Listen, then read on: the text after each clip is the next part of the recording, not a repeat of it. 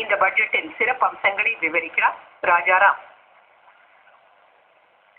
பணக்காரர்கள் அதிகம் வரி செலுத்த இந்த பட்ஜெட் இடமளிக்கிறது. 1 கோடி ரூபாய்க்கு மேல் வருமானம் உள்ளவர்களுக்கு 10% சர்சார்ஜ் விதிக்கப்படும். சேவை வரி கட்டுவோர் தாமாக முன்வந்து முந்தைய பாக்கி தொகையை அறிவிக்க இந்த பட்ஜெட்டில் வகை செய்யப்பட்டுள்ளது. சேவை வரி விதிப்பில் மாற்றமில்லை. ஆனால் ஏசி உணவகங்கள் சேவை வரி விதிப்பில் கொண்டு வரப்படுகின்றன. எக்சைஸ் மற்றும் சுங்க வரியில் மாற்றமில்லை. பெண்களின் பாதுகாப்புக்கு ஊக்கம் தரும் வகையில் 1000 கோடி ரூபாய் முதலீட்டுடன் நிர்பயா நிதியம் அமைக்கப்படுகிறது. மேலும் பெண்களுக்காக முதல் தடவையாக பொதுத்துறை மகளிர் வங்கி ஏற்படுத்தப்படும். தேசிய உணவு உறுதி திட்டத்திற்காக மேலும் 10,000 கோடி ரூபாய் ஒதுக்கப்படுகிறது. விவசாயத்திற்கு நிதி ஒதுக்கீடு 22% உயர்த்தப்படுகிறது. விவசாயிகளுக்கு குறைந்த வட்டியில் கடன் தருவது தொடரும். தோல் தயாரிப்பு பொருட்கள் மற்றும் ஆபரண கற்களின் விலை குறையும். கச்சா பட்டு, செட்டாப் பாக்ஸ், சொகுசு கார்கள் ஆகியவற்றின் விலைகள் அதிகரிக்கும். ஆண் பயணிகள் வரி கட்டாமல் 50,000 ரூபாய் வரையிலும், பெண் பயணிகள் 1 லட்சம் ரூபாய் வரையிலும் தங்கம் கொண்டு வரலாம். வெள்ளியின் விலை அதிகரிக்கிறது. கைத்தறித்துறைக்கு குறைந்த வட்டியில் கடன் தரப்படும். கை நெசவு கம்பளங்கள், கயிறு மற்றும் சணல் கொண்டு தயாரிக்கப்படும் தரை விரிப்புகள் ஆகியவற்றுக்கு எக்சைஸ் வரியிலிருந்து விலக்கு அளிக்கப்படுகிறது. 2,000 ரூபாய்க்கு மேற்பட்ட விலையுள்ள செல்போன்களுக்கு 6% சுங்க வரி அதிகரிக்கப்பட்டுள்ளது.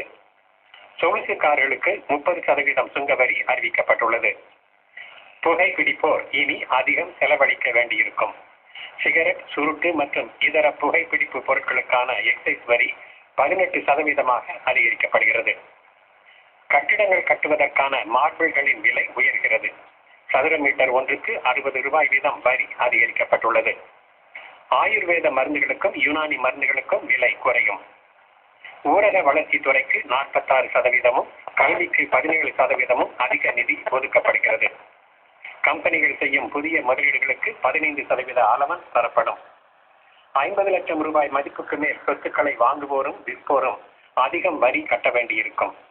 விவசாய நிலங்களுக்கு இந்த வரி விதிப்பிலிருந்து விலக்கு அளிக்கப்பட்டுள்ளது. புதிதாக வீடு வாங்குவோருக்கு சலுகைகள் அறிவிக்கப்பட்டுள்ளன. உடல்நல காப்பீட்டு திட்டத்தில் ரிக்ஷா ஓட்டிகள், டாக்ஸி டிரைவர்கள், துப்புரவு பணியாளர்கள், குப்பை பொறுக்குவோர், சுரங்க தொழிலாளர்கள் ஆகியோர் சேர்க்கப்பட்டுள்ளனர். பாதுகாப்புக்காக இந்த பட்ஜெட்டில் அதிக நிதி ஒதுக்கப்பட்டுள்ளது. 1 லட்சத்துக்கும் அதிகமாக மக்கள் வசிக்கும் எல்லா நகரங்களிலும் தனியார் FM பண்பலை ஒலிபரப்பு சேவை தொடங்கப்படும். இளைஞர்களின் திறன் வளர்ச்சிக்காக 1000 கோடி ரூபாய் ஒதுக்கப்படுகிறது. உங்கள் பணம் உங்கள் கையில் திட்டம் இந்த ஆண்டில் நாடு முழுவதும் விரிவுபடுத்தப்படும்.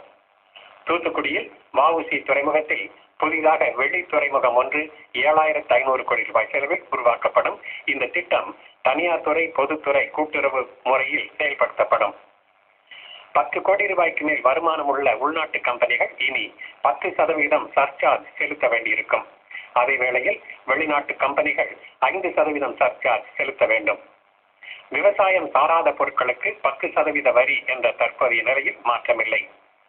ஏற்றுமதியை ஊக்கப்படுத்துவதற்காக மதிப்பு வாய்ந்த மற்றும் ஓரளவு மதிப்பு வாய்ந்த ஆபரண கற்களின் ஏற்றுமதி வரி 10%லிருந்து 2% குறைக்கப்படுகிறது.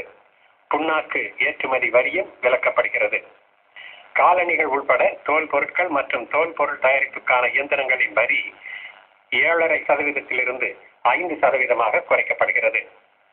பொருள் தயாரிப்பு துறையை வலுவுள்ளதாக ஆக்கிட அடுத்த 2 ஆண்டுகளில் 100 கோடி ரூபாய்க்கு மேல் முதலீடு செய்யும் நிறுவனங்களுக்கு 15% முதலீட்டு அலவன்ஸ் தரப்படுகிறது. கிழக்கு இந்தியாவில் பசுமை புரட்சியை கொண்டு வருவதற்காக அஸ்ஸாம், பீகார், சத்தீஸ்கர், மேற்கு வங்காளம் ஆகிய மாநிலங்களில் நெல் விளைச்சலை பெருக்கிட 1000 கோடி ரூபாய் ஒதுக்கப்படும். ஒருங்கிணைந்த குழந்தை வளர்ச்சி திட்டத்திற்கு 17,700 கோடி ரூபாய் வழங்கப்படும். 2013-2014 ஆண்டிற்கான பட்ஜெட்டில் பண பற்றாக்குறை 4.8% மட்டுப்படுத்தப்பட்டுள்ளது. நிதியமைச்சர் திரு சிதம்பரம் மக்களவையில் பட்ஜெட்டை தாக்கல் செய்த பிறகு அடுத்த நிதியாண்டுக்கான நிதி மசோதாவையும் சமர்ப்பித்தார். ஆகாசவாணி செய்திகளுக்காக தில்லியிலிருந்து ராஜாராம்.